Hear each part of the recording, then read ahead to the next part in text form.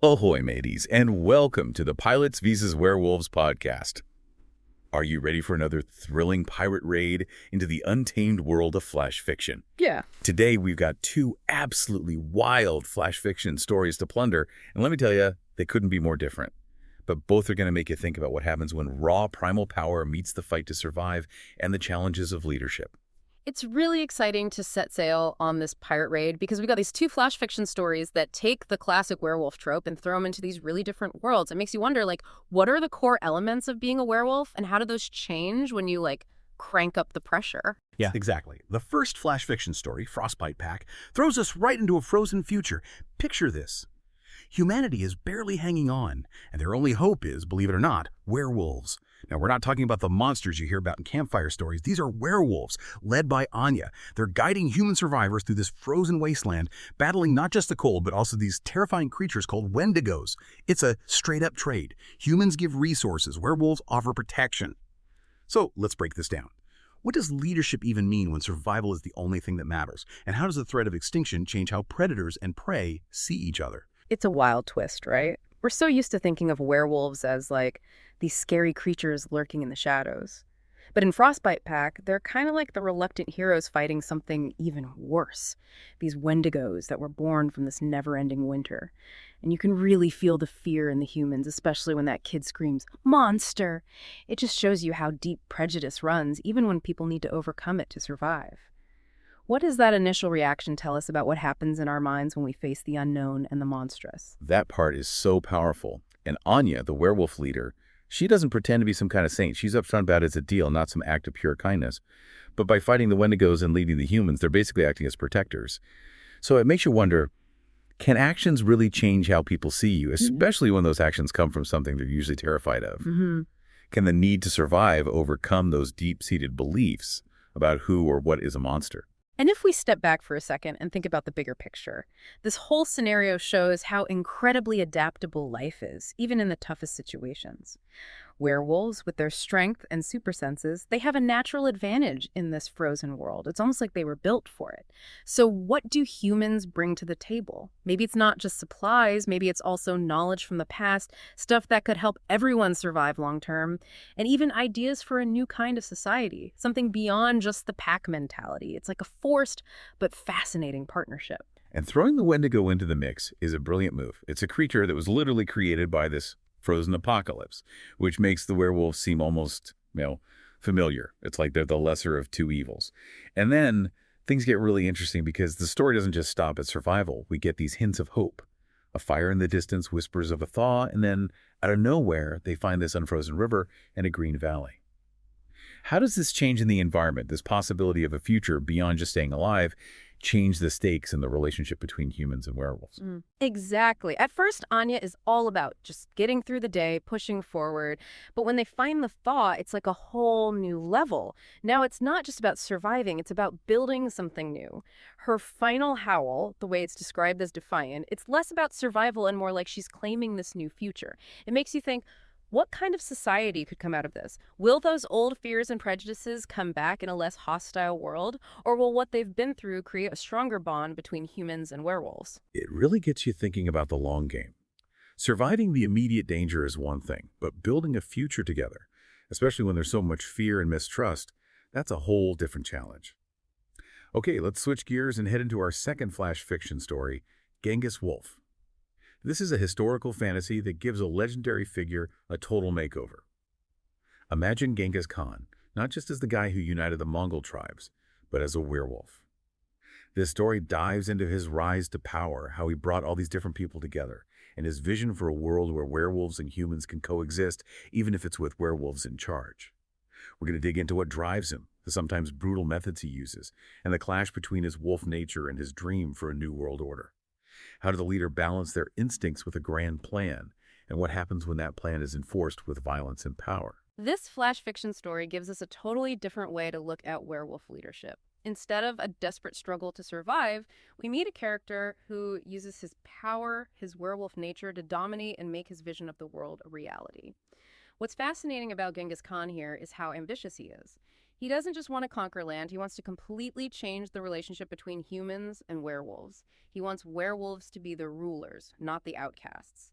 Even early on, like when he stops that raid to prevent unnecessary killing, it shows he's smart about leadership. He gets that brute force isn't enough to build a lasting empire. That's a great point. He definitely uses fear. But he also offers a different kind of safety, a sense of purpose by following him. When he says, we're better than this, and talks about how the wolves of the steppe are meant to rule, not scavenge, it's almost like a religious message, even though there's that thread of violence underneath. And the way he brings other werewolves into the fold, giving them the choice to unite or die, it shows how strategic he is. He's consolidating power on two fronts at the same time, bringing both human and werewolf tribes under his rule. Exactly. And if we look at this through the lens of leadership, it raises a big question about power and legitimacy. You can argue that Genghis Khan's idea of werewolf supremacy is kind of liberating for werewolves in that world. It flips their traditional role of being persecuted. But the way he does it, constantly conquering and brutally crushing anyone who disagrees, makes you question if his rule is really just or legitimate. The story doesn't shy away from the violence, so we're forced to think about the ethics of achieving a goal, even a potentially good one, through savage means. Where do we draw the line between a leader who brings change and a tyrant? And it feels like that conflict inside Genghis Khan gets worse as he gains more power. The story talks about the beast raging unchecked and how he destroyed cities he barely remembers. It suggests this constant battle for control, a delicate balance between the strategic leader with a grand vision and the wild primal wolf inside him. His meeting with the shaman is also really important. It directly challenges the morals of his rule and his claim to be a savior of his kind. What does this confrontation tell us about how even the most powerful leaders can be challenged by opposing voices and different perspectives? The shaman's accusation, "You are no savior, you're a tyrant trading one set of chains for another," is a powerful counterpoint to how Genghis Khan sees himself. It makes us, the listeners, really question the true cost of his vision. Is he really freeing werewolves, or is he just replacing one kind of oppression with his own, even more brutal one?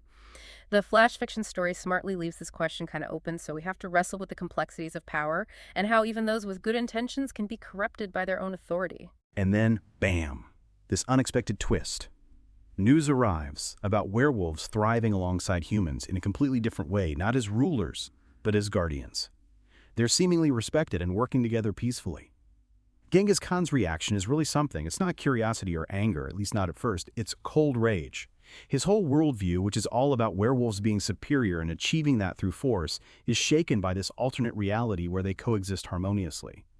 What does this tell us about the limits of having just one vision, especially when you come face to face with proof that there's another way? What's so cool here is the clash of ideologies.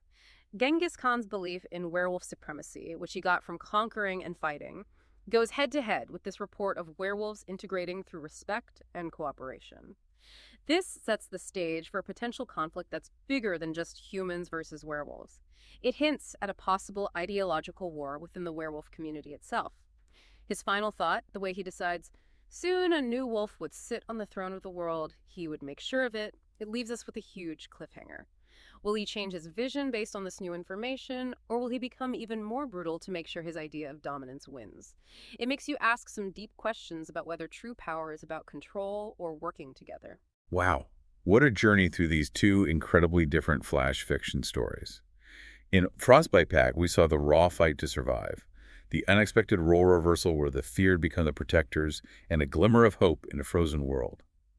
Anya's determination to create a place for her pack and the humans they're leading makes you think about what leadership means when facing extinction.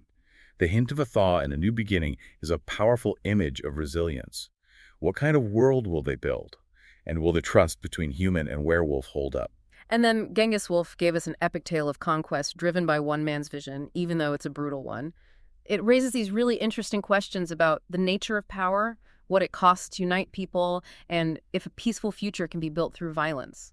Genghis Khan's internal struggles and how he reacts to the news of werewolves thriving alongside humans, it's a cliffhanger that makes you think, could there be a different way for them to coexist? And what's going to happen when these two opposite views of werewolf existence clash? These flash fiction stories, even though they're short, give us so much to think about.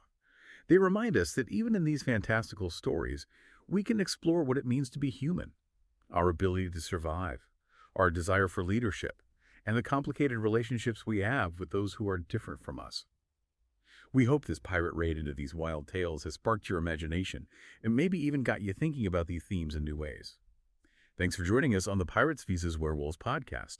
Make sure to rate and follow the show for more captivating flash fiction stories.